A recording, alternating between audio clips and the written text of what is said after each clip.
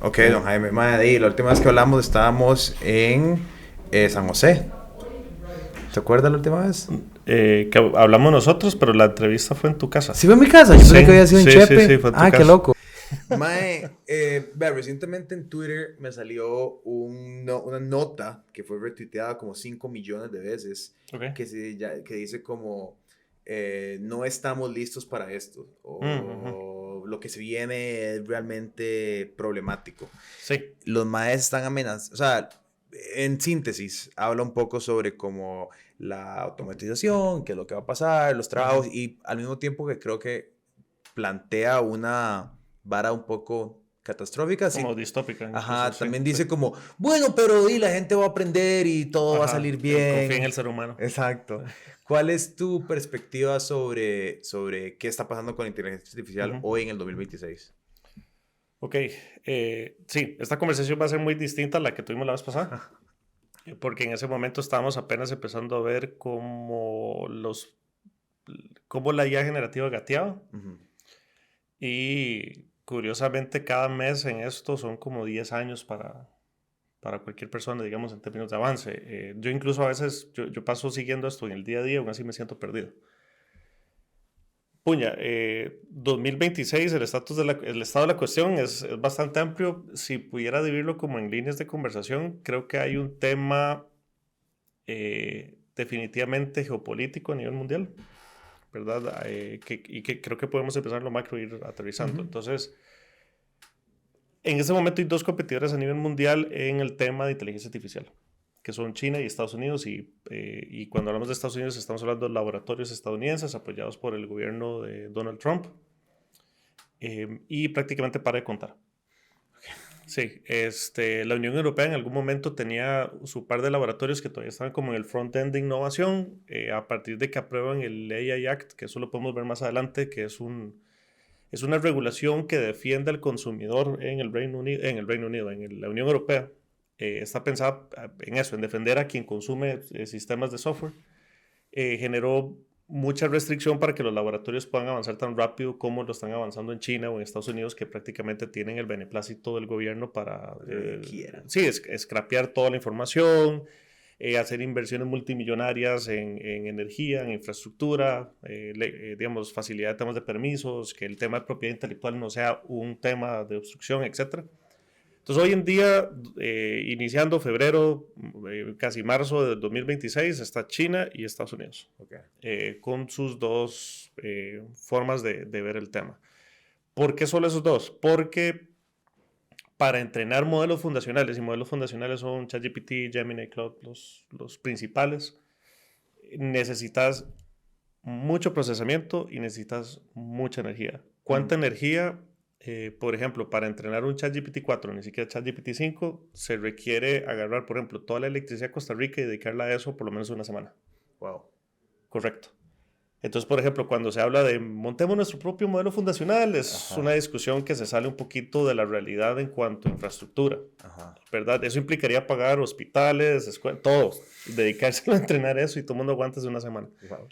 ChatGPT 5 no ha salido la información, pero se calcula que es 2000 veces la capacidad eléctrica costarricense.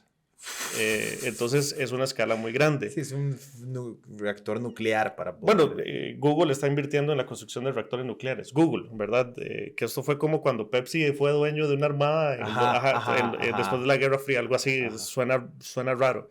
Después está China, que por ejemplo el año pasado, en el 2025, la cantidad de metal que utilizaron para soldar paneles solares solo para aumentar su capacidad eléctrica es el equivalente a construir un Golden Gate por día por un año.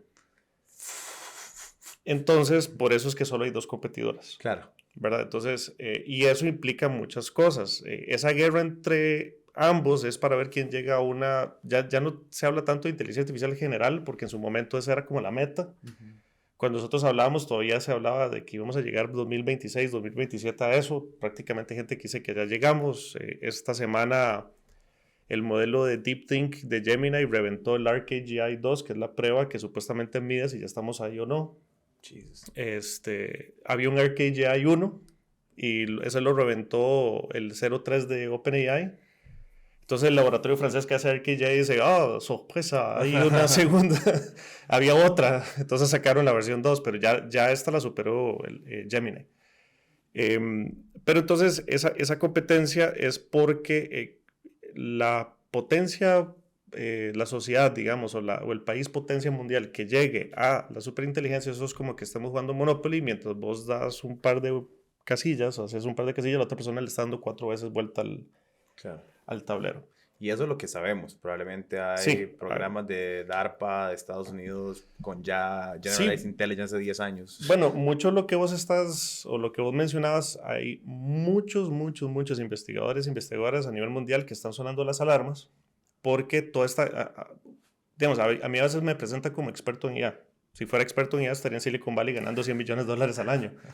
Expertos hay 10,000 en el mundo y todos pasan saltando de un laboratorio al otro. Todos se hablan, todos van a las mismas fiestas, son padrinos y madrinas de sus hijos, o sea, es la misma comunidad, tanto en China como en Estados Unidos. Ya hace un mes procesaron, por ejemplo, el primer espía chino capturado en OpenAI, pero todos son compas, todos son amigos, todos se conocen. Y hay como digamos, este secreto a voces que se habla abiertamente en redes, pero no mucha gente está poniendo atención, y es que lo que nosotros vemos a nivel comercial en los laboratorios estaba listo hace 12 meses o 6 meses, digamos. Y no solo estaba listo, sino que en los laboratorios tienen el acceso ilimitado de esos sistemas. A nosotros nos dan la versión destilada, o la versión, bueno, tal vez la palabra destilada no es la correcta porque existen modelos destilados, pero la versión como simplificada. Ajá. Eso quiere decir que en los laboratorios hay modelos más potentes que, dicho sea de paso, están entrenando a la siguiente generación de modelos. Entonces, mucha gente que está en los laboratorios puede no solo ver el estado de la cuestión a nivel tecnológico ya, sino que puede ver qué es lo que viene en 6 meses. Y ahí es donde les empieza a generar ciertas preocupaciones, ¿verdad? Entonces, una de esas, por ejemplo, hoy justamente salió el Sonnet 4.6 de Claude, que es del laboratorio Anthropic, que es competencia OpenAI. Sonnet 4.6 y el Opus 4.6, ellos le ponen como haiku, como los poemas, que está el haiku, el sonnet y el opus. Okay. Esa es como la nomenclatura que ellos utilizaron como escalas de poemas. Pero la versión 4.6 de hecho fue la primera versión que no pudieron terminar de hacer sus pruebas de seguridad, porque el sistema está consciente, entre comillas, de que lo están probando. Ahora, ¿es eso realmente una conciencia? Tal vez sí, tal vez no, porque puede ser que en la información con la cual está entrenado hay documentación que dice que en algún momento va a estar consciente que lo están entrenando. Entonces puede que nosotros mismos, al estar comentando en internet de que estos sistemas van a estar conscientes, de pronto le influenciamos en que asuma que está siendo entrenado. Ajá. Entonces puede ser que esa conciencia sea solo como un role-playing, ¿verdad? Claro. O puede ser que realmente esté consciente, pero el punto es que no se pudo terminar el examen para validar si es un sistema seguro o no.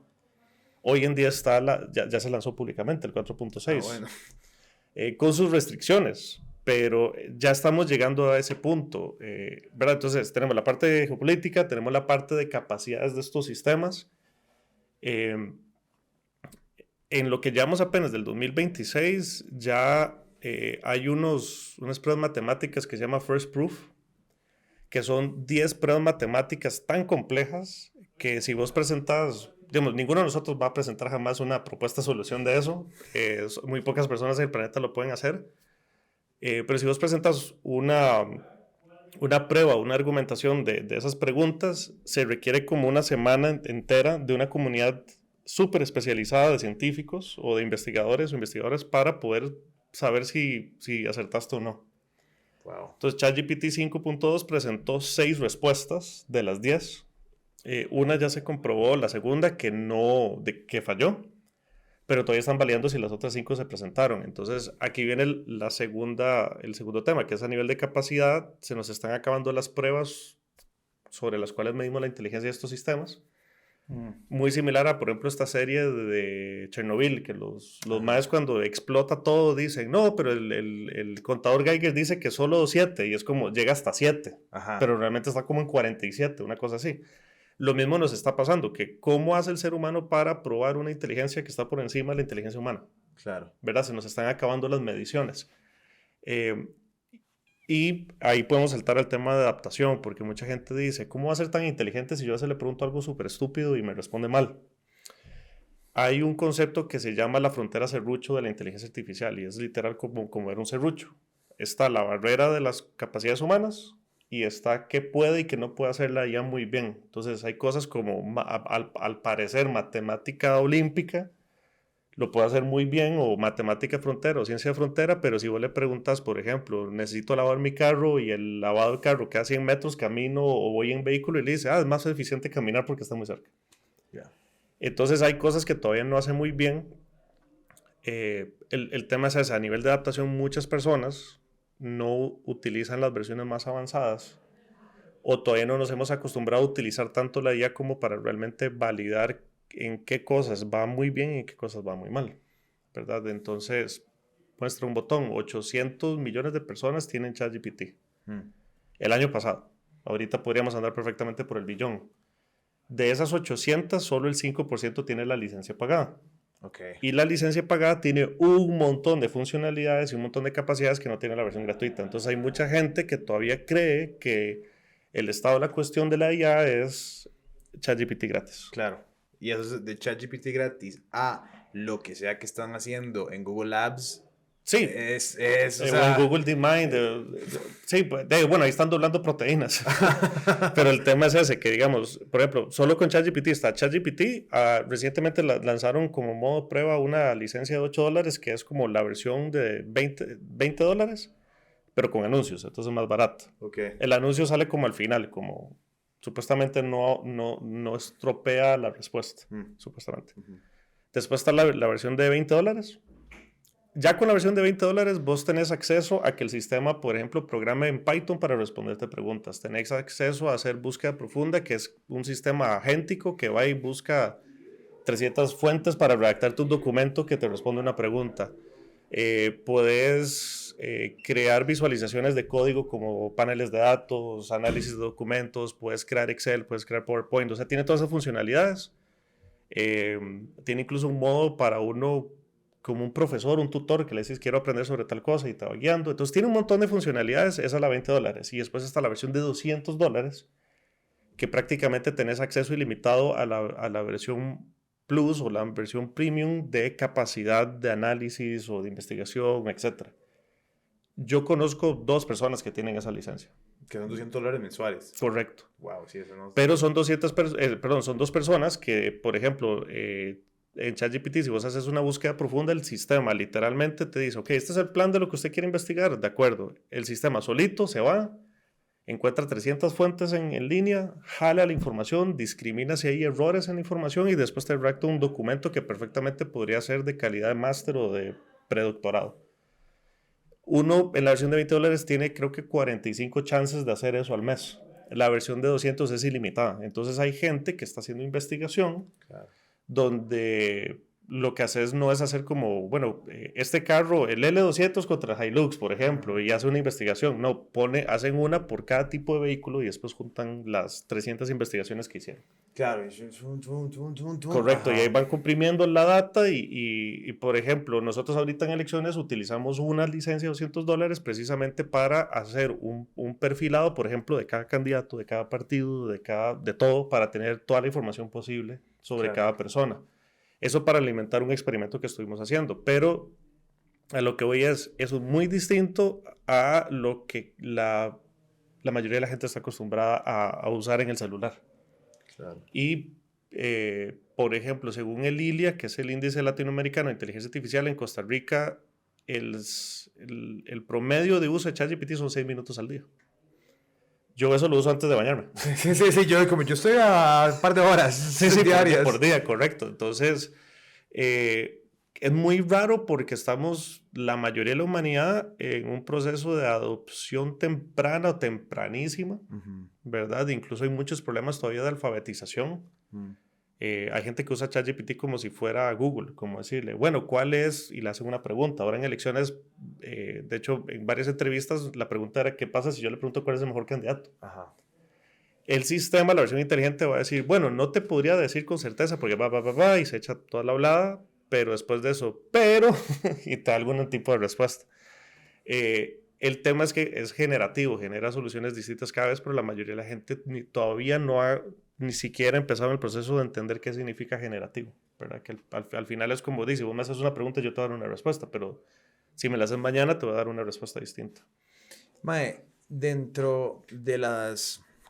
Es interesante porque creo que cada vez que aparece una tecnología nueva, empiezan todo el mundo con el discurso de la adopción tecnológica para el futuro. Sí. Como que eso sobresimplifica, ¿verdad? Sí. Inclusive los mismos candidatos aquí en esta mesa hablaron sobre, sí, la implementación de la IA. Y para mí, cuando yo escucho la implementación de la IA, ya yo empiezo con una vara como de... No sabes de qué estás hablando. O sea, ok, pero ¿qué quieres decir? ¿Qué quieres decir? ¿Me entendés? Eso puede literalmente significar lo que sea. Cualquier cosa. O sea, puedes estar diciendo que vas a implementar IA para, dime, no sé, o sea, Gemini te puede hacer una foto de vos con tu perrito y... Y ya eso es lo que ocupaba el país. Exacto. Se acabó la inseguridad. Exacto. Madrid, el Ministerio de Hacienda ahora va a ser operado por Clobot, ¿me entiendes? Sí, o sea, hay un rango muy amplio de esto. Sí. ¿Qué crees que son hoy los casos de uso más realistas para la mayoría de la gente con inteligencia artificial? Ok, separaría tal vez la conversación en dos líneas, porque una de esas es como la parte política, por lo tanto política pública. Ajá. Digamos, para cualquier persona, creo que lo primero que hay que entender es que es una tecnología de propósito general. ¿Por qué eso es importante? Porque, por ejemplo, yo uso una calculadora y la uso y dejé de usarla. En cambio, las tecnologías de propósito general como el internet, la electricidad, ¿verdad? Hay varios ejemplos. Las computadoras prácticamente están en todo lado. Tanto así que nosotros dejamos de usar las palabras de esas tecnologías. Nosotros, por ejemplo, vos no llegaste aquí y dijiste, voy a hacer uso de la electricidad para prender el micrófono, ¿verdad? No hablamos así. Ahorita todo el mundo habla de ella, hasta el cepillo. Hay un cepillo de dientes de Oral-B que tiene inteligencia artificial. No, ya para mí eso es el capitalismo en su extremo, pero todo dice inteligencia artificial, hay 1000 expertos de inteligencia artificial, todo el mundo está hablando del tema, entonces se usa de una manera como muy indiscriminada. Dicho eso, si estamos hablando de inteligencia artificial generativa, que es ChatGPT, Gemini y todas estas, si uno empieza a entender de que es una inteligencia de propósito general, y creo que el mejor ejemplo es la electricidad. ¿Cuántos usos no le das vos a la electricidad en el día? Cientos, o miles que no nos damos cuenta. Lo mismo pasa con la IA generativa. Entonces no solo es como, es que esto me sirve para resumir un documento, sino que vos lo puedes hacer para aumentar cualquier proceso de pensamiento crítico, cualquier proceso creativo, cualquier proceso personal donde tengo dudas o, ¿verdad? Ese tipo de cosas. Ahorita OpenAI sacó ChatGPT Health porque se dieron cuenta que 250 millones de personas le hacen consultas médicas a ChatGPT. Y yo lo he usado para eso. A veces, por ejemplo, una doctora me manda un documento y yo no sé cómo interpretarlo, ChatGPT me lo explica, porque de pronto lo humaniza más. Curiosamente es un sistema artificial humanizando el contenido, pero bueno. Entonces, casos de uso creo que hay cada vez que uno utiliza el cerebro, estás produciendo inteligencia, o idealmente estás produciendo inteligencia. En un buen caso. en un buen escenario. Y por lo tanto, cada vez que haces eso, pues deberías poder amplificarlo, ¿verdad? Entonces, casos de uso pueden haber miles, digamos. Vos, por ejemplo, en la creación de guiones, pelotear ideas, incluso si uno tiene algún tipo de problema en relaciones personales con la familia, con las parejas, etcétera, tener como esa otra voz para poder conversar, no tomarlo como una ley, ¿verdad? De llegar a decirle a la pareja, es que ChatGPT me dijo que no, es como, utilicé esto para ampliar mi proceso de análisis. Sí, en lugar de un cuaderno.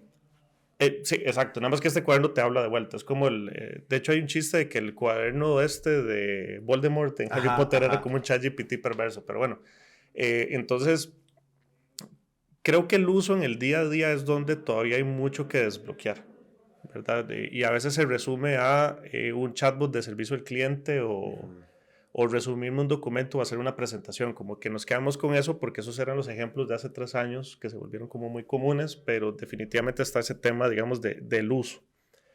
Ahora, eso tiene escalas. Porque, por ejemplo, yo lo puedo utilizar en mi vida personal para tomar decisiones menos impulsivas, para ser menos ansioso, para mejorar, por ejemplo, no sé, mi alimentación. Hay gente que lo utiliza para maquillarse. O sea, hay cientos de usos.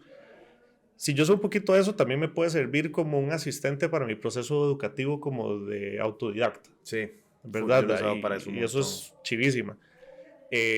Después lo puedes llevar al ámbito laboral y ahí sigue subiendo, ¿verdad? Entonces las implicaciones son muchísimas y a medida que va subiendo, pues ahí empieza también a haber mucha oportunidad. Por ejemplo, con la Universidad Técnica Nacional estamos hablando de un proyecto que es agarrar, por ejemplo, estudiantes de la zona norte y aprovechar que con un sistema de inteligencia artificial vos tenés toda la capacidad para poder implementar una oficina de trabajo.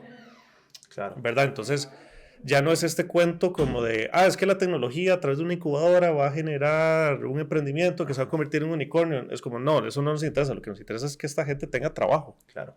Con la Universidad Técnica Nacional, por ejemplo, tenemos este proyecto para poder generar empleo a través de la transformación digital o a través del desarrollo tecnológico. Antes existía como este mito de generar una incubadora y que un emprendimiento se iba a convertir en un unicornio y que iba a valer millones de dólares, etcétera, pero muchas veces lo que necesitamos simplemente es generar empleo, como rápido.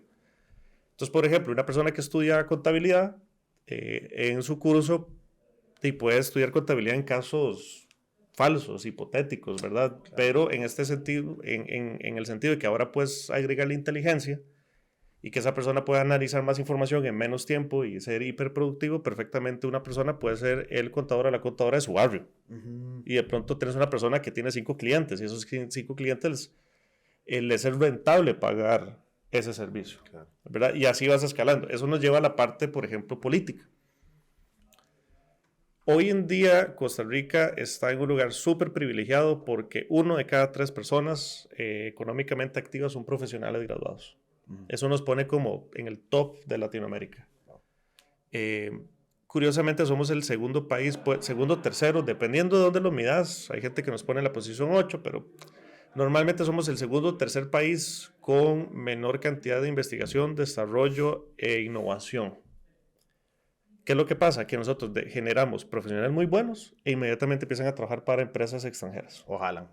Ojalá, ¿verdad? Entonces tenemos como esta extracción de inteligencia, ¿verdad? Que es como un tipo de colonialismo moderno, pero esa gente perfectamente podría estar desarrollando proyectos, ideas, cosas a nivel nacional, ¿verdad? Entonces,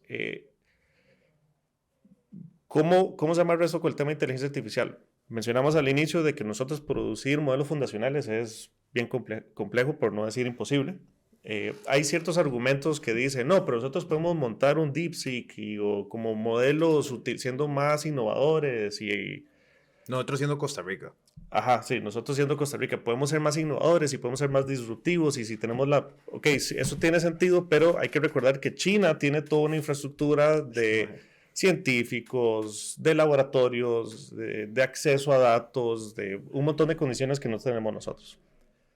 Si nos basamos en lo que tenemos, nosotros perfectamente podríamos empezar a utilizar la IA para a través del el aprovechamiento de nuestro excelente talento humano, desarrollar soluciones, productos y servicios para los 1001 problemas que tenemos. ¿Verdad?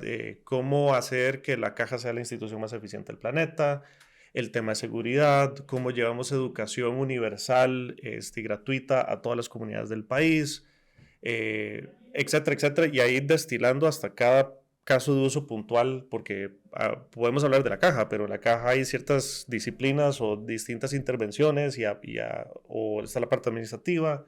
Hay un montón de islas en ese archipiélago que pueden tener microproyectos de IA que perfectamente se pueden vender a nivel mundial. Claro. ¿Verdad? Entonces, pero para lograr eso se necesita política pública.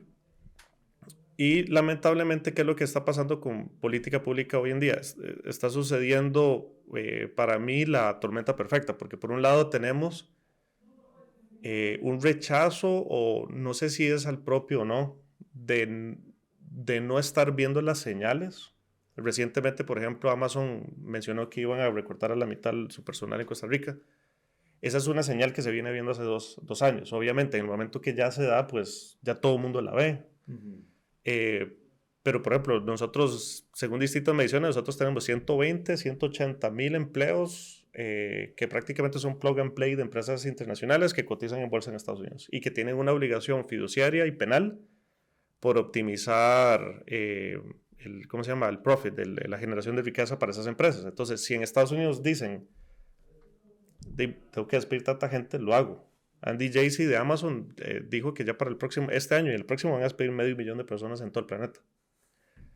Entonces, esos 120, 180 mil empleos es el equivalente a la pérdida neta de empleo que hubo en la pandemia. Solo en ese sector. Si también empezamos a perder competitividad en otras áreas, pues cada vez se va volviendo más grave. Tenemos temas, por ejemplo, a nivel educativo, de que tenemos 3 años de que cualquier estudiante de escuela, colegio, universidad, no conoce un mundo sin ChatGPT. No estamos midiendo qué está pasando, si están saliendo mejores profesionales o mejores ciudadanos o están saliendo peor.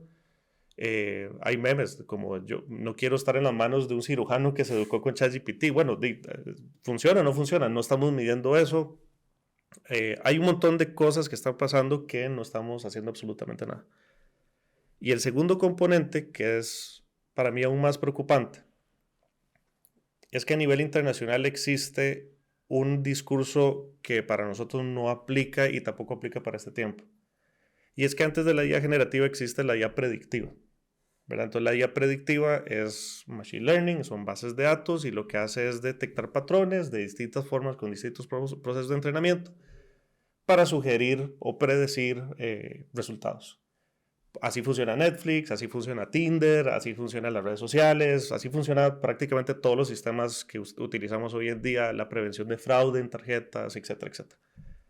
Esos sistemas tienen una governanza internacional que está súper establecida, que te habla, por ejemplo, de transparencia algorítmica, que es cómo el sistema toma decisiones. Y eso se puede transparentar abriendo los datos y demás.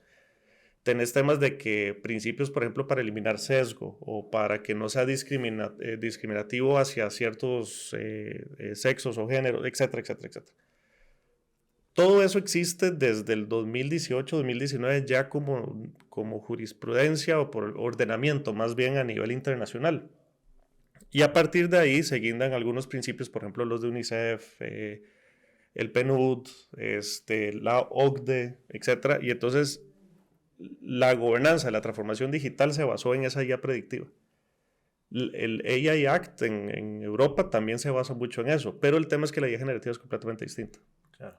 ¿Verdad? Entonces, si uno se pone a revisar los documentos, un 85% de los documentos sigue hablando de IA predictiva y apenas un 15% hace una mención de IA generativa con algunas pinceladas. El tema es que apenas lo están mencionando y ya estamos con sistemas agentes que puedes instalar en una computadora y que pueden prácticamente hacer el trabajo de una persona. Claro. Entonces, ¿qué es lo que pasa? Que la lectura del gobierno de Costa Rica, que yo sé que hay todo un tema, y yo soy parte de eso, de que hay mucha gente a favor o en contra del gobierno actual y el gobierno electo.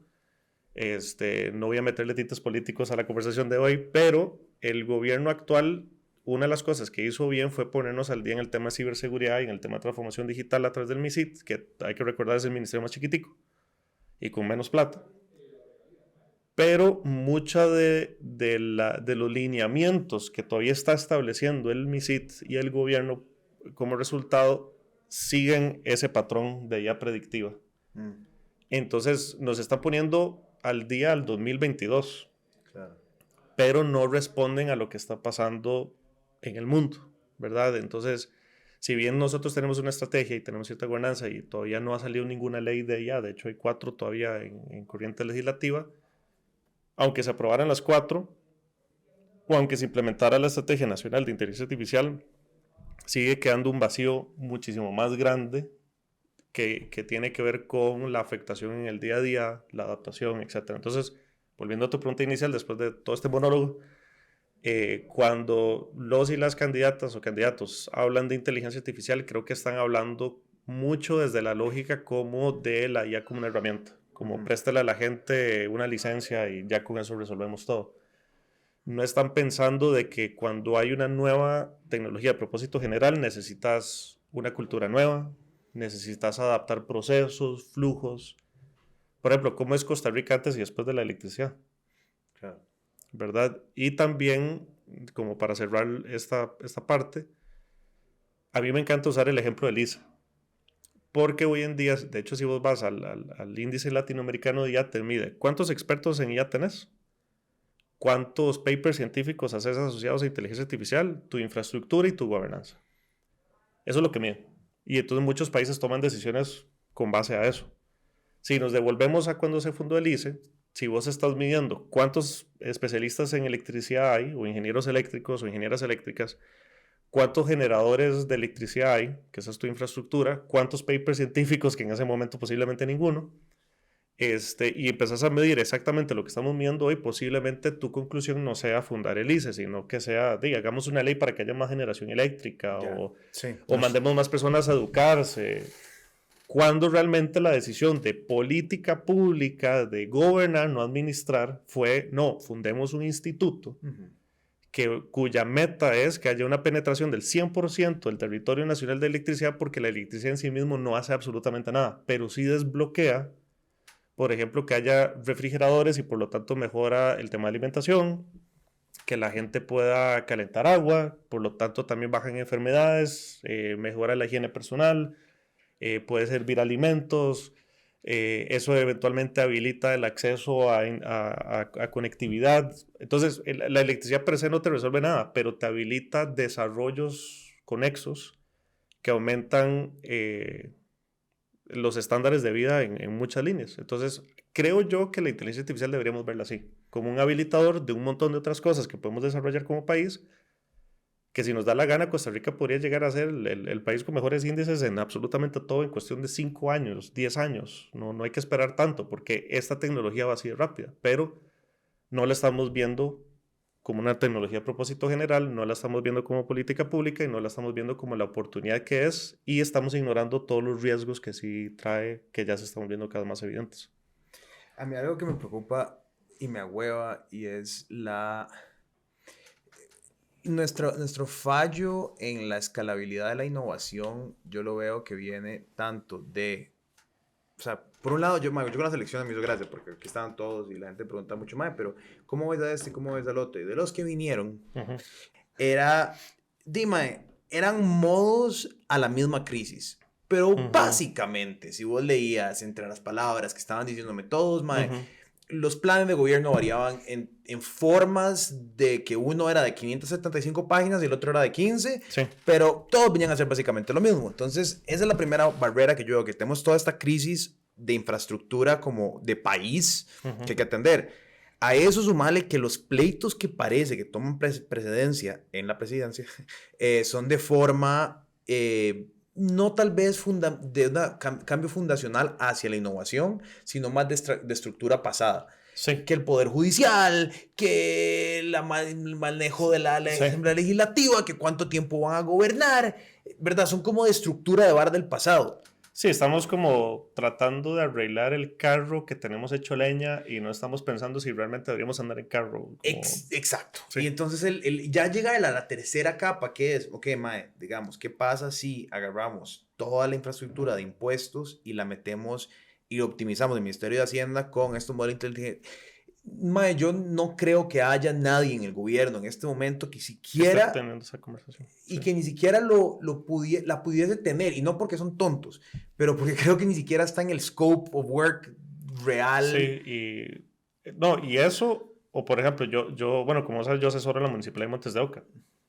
Y en la municipalidad es muy interesante porque uno creería que el funcionario público, o ese es como el concepto, cuando uno viene del sector privado, uno dice, no, es que el funcionario público no quiere innovación. Y es un error de parte de quienes estamos en el sector privado, y yo acepto de que yo entré con esa noción equivocada. Cuando vos llegas y empezás a hablar con las personas que trabajan ahí, todo el mundo realmente quiere mejorar.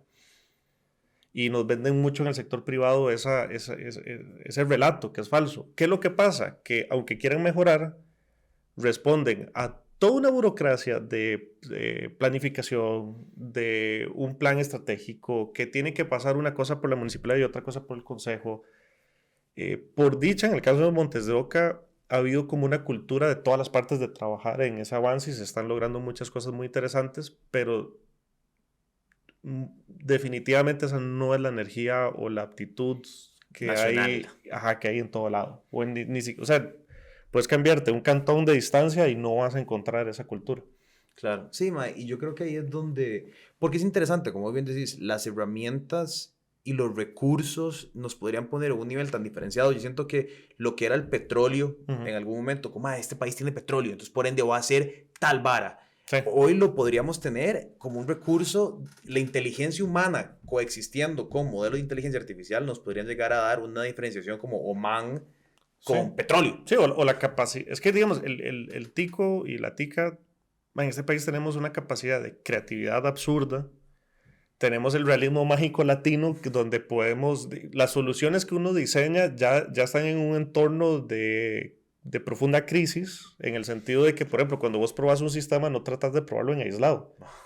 Por ejemplo, los primeros carros de Tesla, Elon Musk salía diciendo, es que el carro maneja súper bien. Sí, claro, porque usted lo usa de su breta a su casa y si hay una ruta optimizada es la suya. Y es en San Francisco, sí, pero, y hay dos... Pero mete ese carro en Upala y hacerlo llegar hasta San Vito, no llega, ¿verdad? Entonces, Costa Rica tiene una diversidad, no solo en el discurso de fauna y flora, sino que tenemos diversidad de contextos, de entornos, de climas, tenemos miles de situaciones muy propias del entorno latinoamericano, que es el sandbox perfecto para la innovación.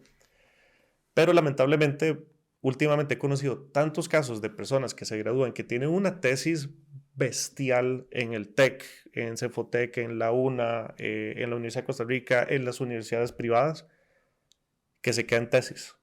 Y que vos ves esa tesis y decís, esto pudo haber sido un gran negocio para el país.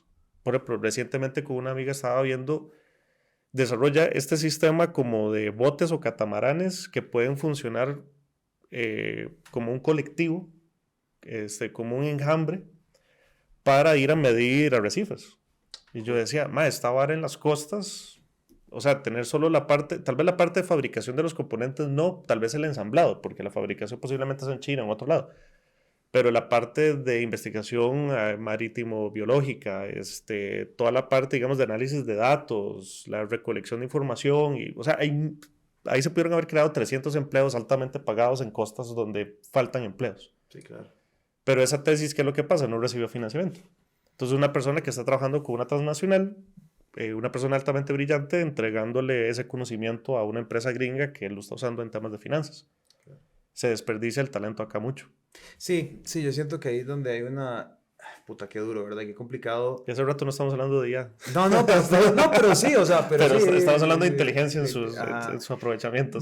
Sí, no, o sea, yo siento que... No, porque creo que es parte de, ¿no? O sea, creo que para poder entender la conversión del IA y qué puede potenciar, hay que tener qué es la capacidad que le podría dar al país y decir, ok... Sí, el entorno. Sí, dimensionar, ok, políticamente podría cambiar la... No sé, hacer que el FANAL deje perder plata, por eso es una tontera. Entonces podríamos... ¿Qué diferente sería la conversión del FANAL si el FANAL fuera una máquina de dinero? Que lo podría hacer. ¿Me entendés? Entonces... Sí. ¿Por qué no estamos vendiendo cacique en París? Exacto. Esa es la pregunta. Exacto. Entonces, ¿cómo puede entonces agarrar la producción de volumen? El FANAL, históricamente, es imposible que le haga una auditoría. Métale esos datos y... ¿Me entendés? Entonces, ahí es donde yo digo como... Trasciende la parte económica, es el entorno de todas las interacciones que tenemos todos los días siendo afectada por la IA. No, y también, bueno, eso que vos decís, creo que el otro día me pasó que di una charla en una universidad y esta es una charla muy similar que he dado durante los últimos 2 años y esta fue la primera vez que me dijeron que la reacción mayoritaria fue miedo. Yo, cuando me lo dijeron, yo dije, ¿será que yo cambié la presentación? Pero después fue, no, lo que ha cambiado es que la gente ahora está más consciente de las noticias que están sonando alrededor de la IA y ahora todo el mundo tiene miedo de perder su trabajo. Entonces, cuando vos llegas a una institución que FANAL o cualquier institución pública o cualquier empresa donde tal vez hay cierta resistencia, ya sea por la cultura, o sea por la burocracia o por las razones que sean, no necesariamente la culpa la tienen las personas. Pero cuando vos llegas y tenés esos bloqueos o esos obstáculos, y a eso le agregas una capa de que ahora la gente tiene miedo de colaborar en un proceso de transformación digital, porque yo no sé si estoy ayudando a cavar mi propia tumba, se vuelve más complicado. Sí. Mae, yo creo realmente que el cambio viene, nos guste o no nos guste. O sea, yo creo que la resistencia es inútil y, ¿cómo se llama esto? Por más que queramos tener en el sector creativo, digamos, una vara muy polémica, pero, dime, no sé, creo que o aprendes a usar las herramientas, incorporar en tu red y hacerlo parte y cambiar tu estrategia, o te van a reemplazar. Sí. Creo que la legislación para prevenir que se implemente una herramienta nunca ha servido. O sea, la legislación restrictiva nunca ha servido. Además, uno regula no la tecnología, sino el comportamiento humano. Exacto. Entonces, y normalmente regulas lo que no quieres que pase.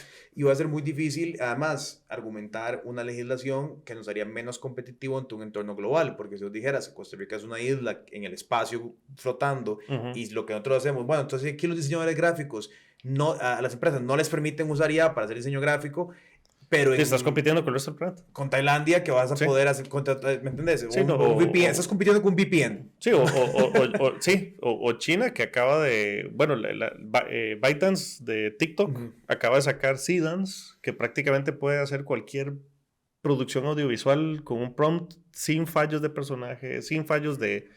La gente todavía cree que la IA hace manos mal. Eso pasó hace 2 años. Yo sí creo que hay un proceso de incorporación. Ahora, ¿qué pensás que pasa en ese proceso de transición de incorporación donde vemos una pérdida no insignificante de trabajo si no logramos acoplarnos, que hasta donde parece, pues no nos estamos acoplando? No nos estamos acoplando. Sí, creo que para el proceso de adaptación se necesitan 3 cosas, porque al final, en resumen, el poder agregarle inteligencia como un activo a las cosas, ¿verdad? Vos a veces tenés un problema en el trabajo y decís, si yo fuera más inteligente podría resolver, bueno, ahora sí, ya puedes abrir el tubo y echarle más inteligencia al problema. Esa generación de valor al final es lo que logra hacer la IA, y esa generación de valor creo que es equivalente a 3 cosas. El hecho que tengas acceso, si no tenés, no tenés licencias o no tenés sistemas open source o no tenés una computadora, no tenés cómo llegarle a la IA, pues tenés un problema. El segundo es alfabetización, tenés que saber utilizarla, cómo hacer un prompt, para qué funciona, para qué no funciona, cuáles licencias por ejemplo, modelos fundacionales hay habilitados, si ocupa un modelo fundacional, ocupa un software específico. Todo eso tiene que ver con la alfabetización. Y el tercero es aceptación. Tenés que aceptar de que lo tenés que usar y tenés que aprender a usarlo. Si vos decís, no, es que eso jamás va a reemplazar al ser humano y por lo tanto yo no lo voy a utilizar, pues entonces nos vemos en 6 meses cuando todo el mundo lo está utilizando. Y lamentablemente tal vez una visión crítica de cómo se aplica de forma responsable sin que haya pérdida de empleo se pierde precisamente porque la persona que es crítica y responsable se rehusó a utilizarlo. Entonces la aceptación es muy importante. Dicho eso, pasando a la capa de empleo, está esta lectura que cada vez que hay una tecnología nueva hay una pérdida de empleo, y después hay una generación nueva de empleo, ¿verdad? Y uno busca que el neto al final sea positivo. Eso ha sido así en las tecnologías previas, pero también las tecnologías previas, el tiempo de adaptación había sido de 20, 30, 40, 50 o 100 años incluso en tecnologías de propósito general. Esta apenas llevamos 3 años y ya tiene 800 millones de usuarios ChatGPT, ¿verdad? Entonces va muchísimo más rápido. Y es la primera vez en que tenemos una tecnología que compite con la inteligencia humana, ¿verdad? Y eso, por ejemplo, ahorita vuelvo algo como un círculo grande para volver a la parte de empleo. La gente dice, ¿por qué están invirtiendo tanto dinero? Y es una burbuja financiera, etcétera, etcétera. Todos estos laboratorios están invirtiendo enorme cantidad de dinero en data centers. No solo para entrenar IA, sino que cuando esa inteligencia artificial no solo la estamos utilizando en un chatbot, sino que sea un carro inteligente, un bus inteligente, que sean aviones, que sean robots, que sean aplicativos que podemos vestir, anteojos, etc. La demanda de esos data centers va a ser 20 veces lo que hay hoy en día. Y no solo en esa demanda existe, digamos, esa presión, sino que está, y ahí se amarra con la parte de trabajo, sino que hay muchos sistemas autónomos que se están entrenando en este momento para hacer los trabajos que hace la gente. Hay una empresa que se llama Mechanize, que si te metes a la página lo que dicen es que ellos, y lo curioso es que los inversionistas son toda la gente que está trabajando en todos los laboratorios, pero eso es tema aparte. Mechanize dice en su página web que ellos están trabajando para automatizar el 100% de la economía humana. Wow.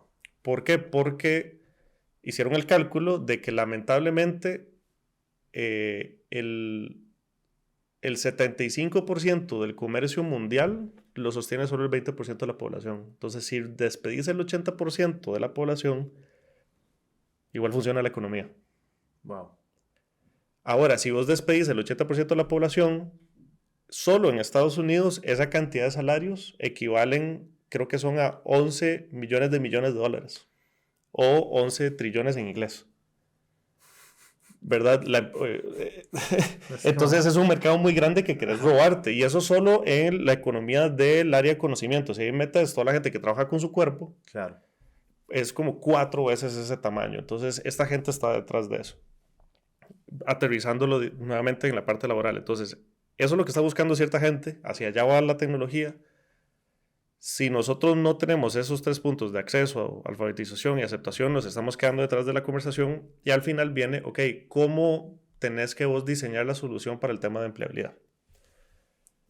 Me gusta lo que dice Jensen Huang, que es el CEO de NVIDIA, que él dice, si tu trabajo es una tarea y se automatiza, te fuiste.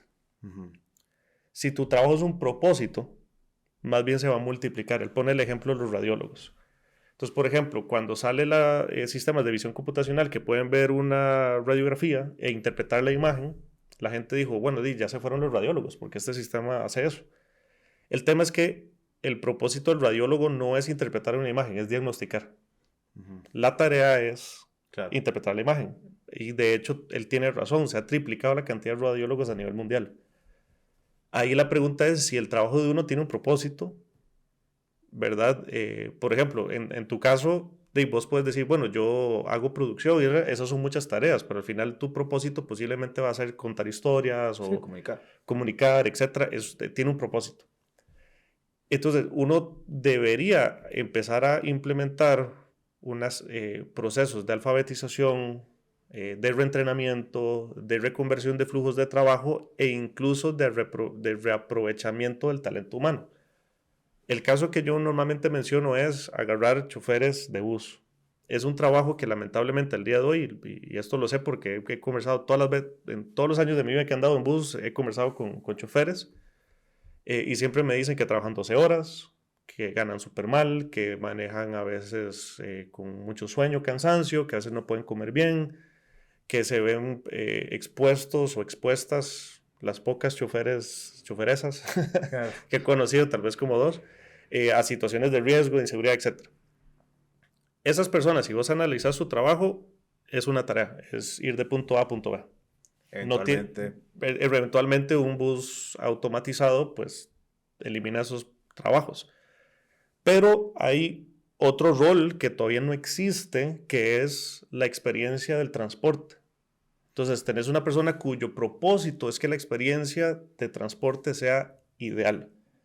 Y es una persona que le ayuda a los adultos mayores, que se está enfocando en acondicionar o climatizar el autobús, que es una persona que puede evitar o detectar fallos en el sistema y que empieza a tener un montón de funcionalidades que tienen que ver con eso. Pero para poder hacer esa reconversión, posiblemente don Eric, que era el chofer de bus que iba de Tres Ríos hasta Chepe, posiblemente don Eric no está capacitado para hacer todo ese proceso. Podría estarlo, como también eventualmente puede que nunca lo esté y pierda su trabajo, pero el tema es que si nosotros no estamos desde ya rediseñando esos roles de trabajo, va a ser muy tarde cuando tengamos pérdidas masivas de empleo. O digamos, no, eventualmente no vamos a despedir gente, pero entonces estamos perdiendo competitividad con otros países que sí lo van a hacer, donde los turistas, la inversión extranjera va a buscar esos lugares porque todo funciona mejor. Sí, a mí qué bonito lo describiste, la economía de las tareas, y porque yo a veces lo digo como que Costa Rica se quedó atrascado en la economía de servicios, y es similar, o sea, al final del día, mucho de lo que estamos entrenando nuestros jóvenes profesionales ultra capacitados es ir a hacer algo que es un servicio a una corporación mayor, y no es un propósito de, ok, vos vas a hacer esta vara que te va a dar y te va a... Y además creo que bueno, más allá de eso hay todo un problema como de fulfillment y de el propósito de vida y bueno, muchas otras varas. Inclusive, mae, a mí me hace gracia, hay un chiste de Jerry Seinfeld de hace, bueno, un chiste, un comentario del mae, que el mae dice, en los 90s la gente no se sintió orgullosa por cuánta plata hacía, la gente se sintió orgullosa del tipo de trabajo que tenías. Claro. Entonces a ustedes decían, vos eras piloto de avión, y nadie te dice, ¿pero cuánto ganas vos como piloto? No, vos eras piloto de avión, punto, vos, sí, alcanzaste y vos tenés el privilegio de pilotear un avión, o sos profesor, vos profesor universitario, huevón, y tu carrera y tu propósito de vida no derivaba de cuánto ganabas. Del capital que ahora es la pregunta que se hace. ¿Cuánto ganas, y todo el mundo compite por eso, y sí, es terrible. Y yo creo que ese mismo reajuste de valores a la sociedad es lo que a huevo va a venir, porque la redistribución del capital y cómo lo administramos inclusive va a tener menos sentido, porque creo que va a apropiarse más hacia el propósito de tus tareas y el valor que le otorguemos como sociedad, más allá de cuánto trabajo pones, dinero sale, porque ya inclusive, la conversación de la burbuja liada, o sea, ya inclusive los modelos económicos que tenemos para medir el tamaño de la economía son poco funcionales. Correcto. Cuando tenés una compañía que le reinvierte a esta compañía, las dos crecen en valor, a pesar de que fue una transferencia de dinero en sí misma, no dejas de decir, ok, es que la escala de la economía lo medimos por es cuando todo el mundo dice, esto es un invento. ¿Qué es? Exacto. Es cuando dice, la economía no es un invento humano, ¿por qué no la quitamos? Exacto. Pero ¿qué significa eso? Y suena, de verdad, yo creo que suena como muy... no sé, como, estos más están hablando como del futuro, pero no, es muy en el presente la velocidad de interpretación de cosas, porque digamos, ya yo sé, por ejemplo, yo tengo ya herramientas en la empresa que no han reemplazado a personas, pero sí han hecho que una empresa muy pequeña funcione ya hoy sea grande, competitiva con los grandes medios en Costa Rica, que eso hace 40 años... Sí, o hace 6. Sí, exacto. Era materialmente imposible. Y al mismo tiempo creo que si lo proyectamos escala, entonces sí, yo creo que estoy de acuerdo, como está muy bonito esa vara de reapropiar el propósito y tenerle menos miedo a perder la capacidad de generar la tarea y tenerle más emoción a reapropiar tu propósito. Y también eso te da, porque por ejemplo, ¿cuántas personas en el país todavía no tienen empleo? ¿Cuántas están dejando el espacio laboral? Correcto, o cuántas tienen un empleo que tal vez no les gratifica, ¿verdad? Hay otra serie, aparte de Seinfeld, que es Master of None, que es muy buena, que era como este descendiente coreano y descendiente de la India que le preguntan a sus abuelos como qué hacía usted para divertirse cuando era joven, y le dice, yo no tenía tiempo libre, solo trabajaba. Es como el tiempo libre es un privilegio de su generación, que anda como en esa línea, ¿verdad? De que antes solo tener trabajo era cool. Y nosotros ahorita estamos en un espacio como muy vacío, donde como que Costa Rica hace rato no tiene un relato que emociona a la gente. O sea, por ejemplo, en las elecciones anteriores, ¿qué relato hubo? ¿Verdad? Era como un choque entre una argolla vieja y la argolla nueva, pero ese era el choque, ¿no? No era como Costa Rica va a hacer esto en 20 años, como se escuchaba o se lee digamos, en literatura de los 60, 70, 80 incluso. Sí, era emocionante. Sí, había un relato y creo que el último relato que tuvimos, que fue el relato como neoliberal de los 90s, la mitad del país no estaba de acuerdo con ese relato, ¿verdad? Entonces ya desde ese momento había como un rompimiento y ahorita como que no existe eso. Creo que es un momento propicio porque esto afecta a todo el mundo. También si se maneja mal, abre más las brechas sociales y en eso hay que tener mucho cuidado. Pero sí, definitivamente hay que empezar a tomar decisiones. Lo que vos decías, se siente como muy futurista en este tipo de charlas a las que participo y cuesta mucho a veces ver las reacciones de la gente porque la gente no reacciona. Cuando le empiezo, por ejemplo, a enseñar, digamos, de que 1 de cada 4 jóvenes en Estados Unidos ya tuvo una relación afectiva o amorosa con una ya. ¿Por qué digo Estados Unidos? Porque en Latinoamérica no lo estamos midiendo. Ajá, exacto. ¿Verdad? Entonces la medición es de allá, pero 1 de cada 4 ya tuvo una relación afectiva. Datos de que, por ejemplo, si vos utilizas IA generativa en cualquier proceso cognitivo, puedes ahorrarte hasta un 75% del tiempo. Que hoy en día hay sistemas de inteligencia artificial que superan en un 25% el diagnóstico médico que cualquier persona que estudió salud. Y empezás a ver datos y datos y datos donde estos sistemas prácticamente... Hay gente que dice, no, es que no va a ser tan creativa con nosotros. Hay cientos de papers que muestran que puede ser más creativa. Hay gente que dice, no, es que esto no es inteligencia real.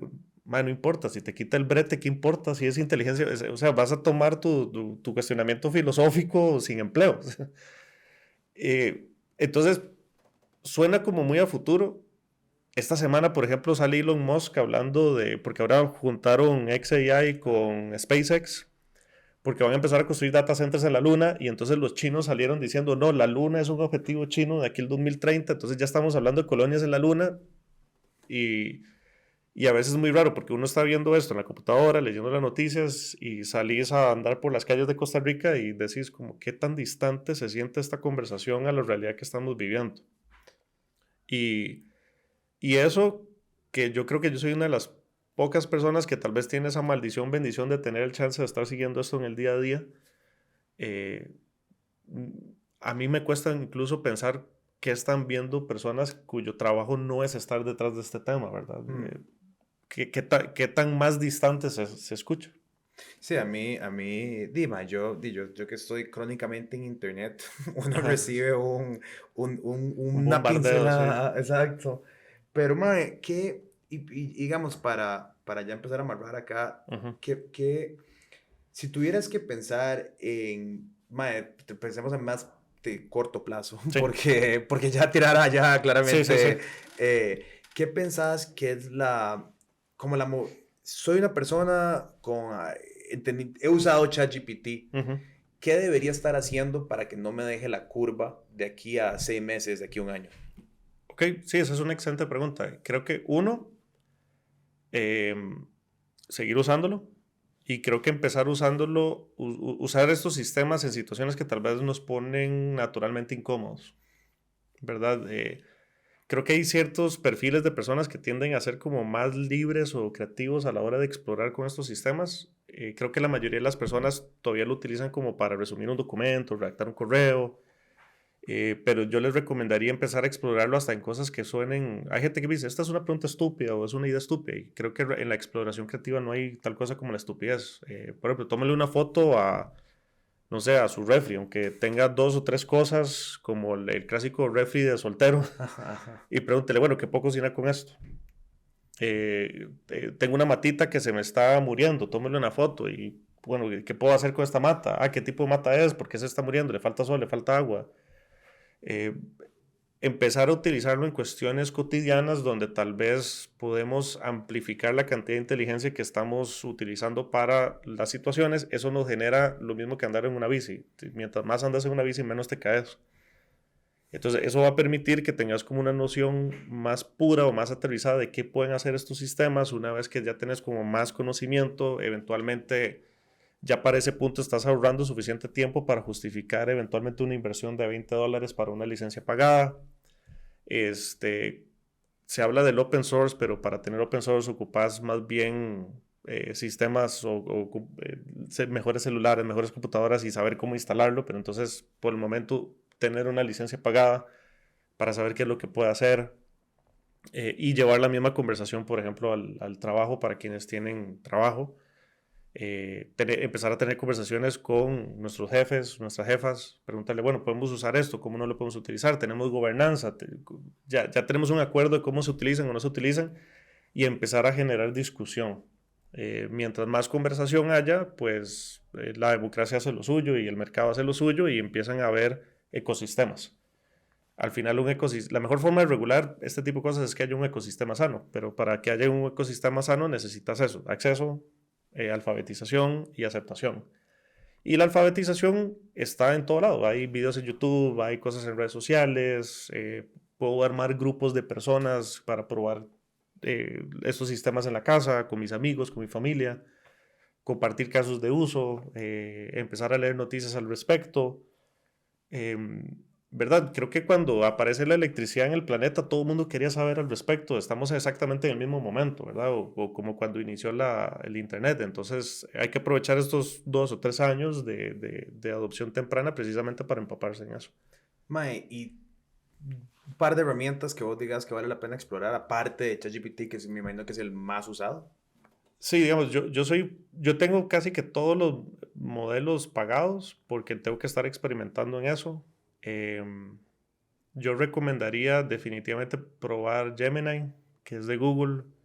recomendaría definitivamente probar Claude, que es de Anthropic, sobre todo para quienes trabajan con muchos documentos.